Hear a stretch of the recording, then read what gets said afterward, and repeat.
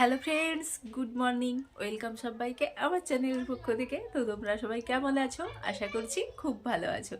তো এই যে শীতের সকাল, এখন কিন্তু 9টা বাজতে যায়, 8:30 মতো।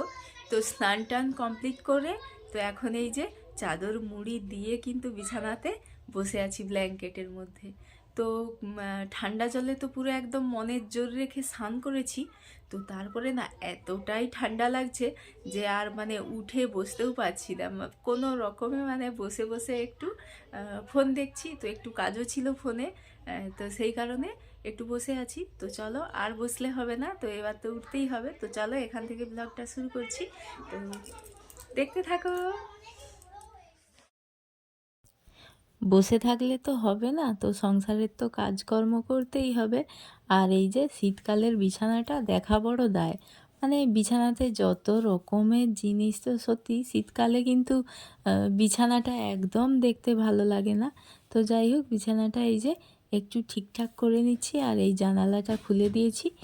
আর এখানটা দিয়ে রোদ আসছে, আর এই সোজা বালিশগুলো রেখে দেবো, তো একটু রোদ পেয়ে যাবে।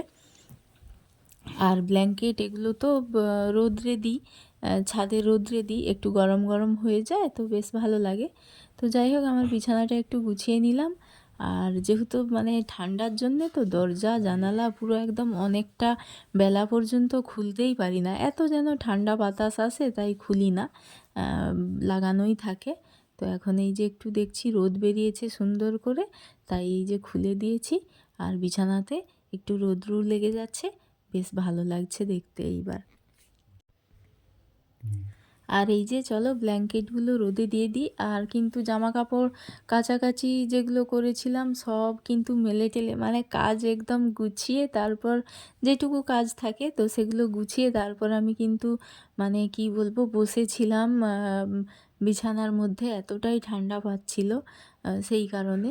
তো যাই হোক, এখন নিচে যাই, নিচে গিয়ে আবার পুজো পাঠ সমস্ত কিছু করতে হবে।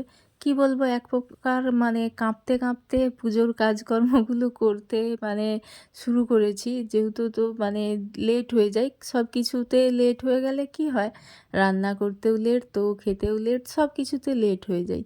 তো সেই কারণে কিন্তু আর বসে থাকলে তো হবে না।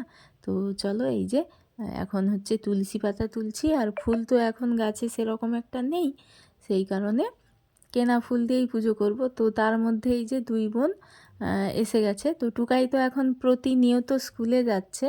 সত্যি এটা খুব বেশ ভালো লাগছে যে ও স্কুলে যেতে মজাও পাচ্ছে। এই যে এসে বলছে যে কি করেছে না করেছে, প্রতিটা দিন যেভাবে এসে বলে, তো সেরকমভাবে বলছে। আর এই যে তারপরে ওদেরকে করে তো তারপর পুজো করতে বসে গেছি। আর আজকে হচ্ছে সোমবার, তো সোমবার একটু আলাদাভাবেই কিন্তু শিব পুজোটা করি, একটু সময় লাগে। তো সেই কারণে পুজোটা তাড়াতাড়ি করে করে নেব, তারপর আবার রান্নাবান্না রয়েছে। আর এখন কিন্তু 9টা পেরিয়ে গেছে, তো পুজোটা সারবো, তারপরে বাচ্চাদের এখনও খাওয়ানো বাকি রয়েছে, তো সেই কারণে তো পুজোটা তাড়াতাড়ি করে সেরে নিয়েছি। আর এখন এই যে টুকাইকে একটু খাওয়াতে বসেছি। ওই যে অঙ্গনওয়াড়ি স্কুল থেকে যে খাবারটা নিয়ে এসেছে, তো ওই খাবারটা এখন খাওয়াচ্ছি।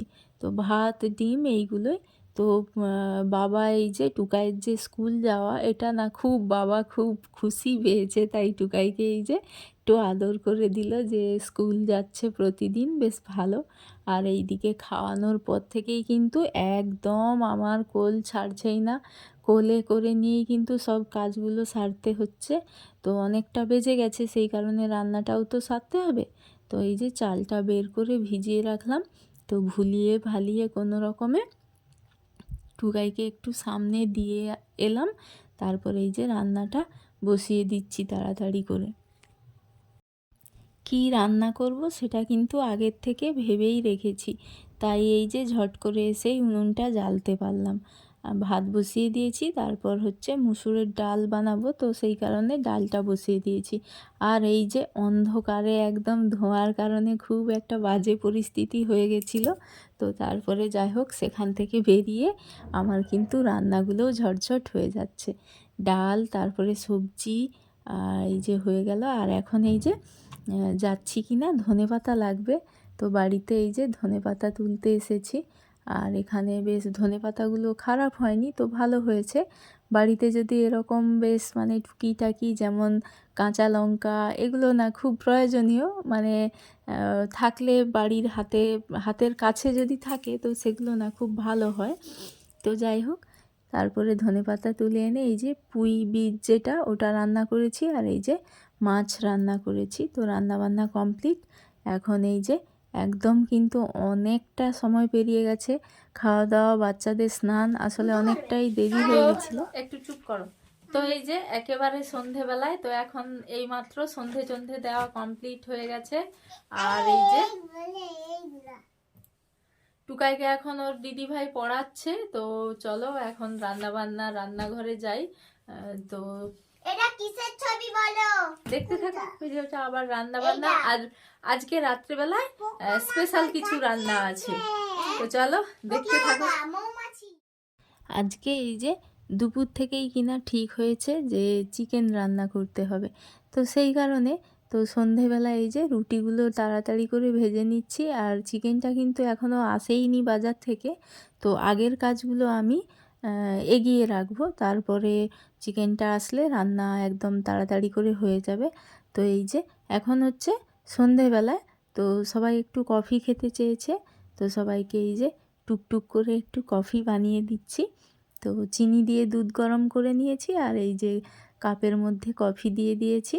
তো শীতকালে কিন্তু কফিটা আমাদের বাড়িতে প্রায় প্রত্যেক দিনই চলবে, তাছাড়া অন্য সময় সেভাবে হয় না। তো শীতকালেই এটা হয় কফিটা, সবাই পছন্দ করে, কিন্তু আমি বাদে, আমার অতটাও এগুলো প্রিয় নয়।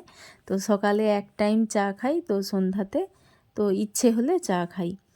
তো গেল, তো এই যে সব কিছু এগিয়ে রেখেছিলাম, আর এই যে চিকেনটাও নিয়ে এসেছে, আর এই যে রেডি হয়ে গেছে। তো মশলা আমার অলরেডি কষানোও হয়ে গেছে। তো এখন টুকটুক করে রান্নাগুলো করে নেব। তো বাচ্চারাও আবার ঘুমের ব্যাপার আছে। তো রান্নাঘরের মধ্যেই যে একা এখন আছি, চারিপাশেই যে কেউ নেই, একটু যেন কেমন লাগছিল, তাই একটু ভিডিও করে নিলাম। পুরোটাই চারপাশ ফাঁকা, এই যে একা বসে আছি রান্নাঘরে, সেটাই ঘুরে ঘুরে দেখাচ্ছি যে পুরোটাই ফাঁকা, তো মানুষের কোনো গন্ধ নেই। তো যাই হোক, ধনেপাতাটা দিয়ে দিলাম। শীতকালের সত্যি ধনেপাতার কোনো জবাবই হয় না, প্রতিটা তরকারিতে দাও একটা আলাদাই স্বাদের মাত্রা এনে দেয়। তো যাই হোক, তো দিয়ে দিলাম। তো রেডি হয়ে গেল আমার রান্নাটা, তো মোটামুটি কমপ্লিট হয়ে গেছে। আর এই যে দুই বোন এসেছে, তো কষা মাংস খাওয়ার জন্যে ওদের একটু দিয়ে দিলাম। তারপরে এই যে রান্নাটা আমার হয়ে গেছে। তো একটু একদম কারি কারি করেই করেছি, যেহেতু রুটি মুড়ি এই সমস্ত দিয়ে খাওয়া হবে, তো সেই কারণে একদম মাখা মাখা হালকা জুস দিয়ে তো রান্না। তো চলো আজকের মতো টাটা, গুড নাইট সবাইকে, আর দেখা হবে নেক্সট ব্লগে, টাটা।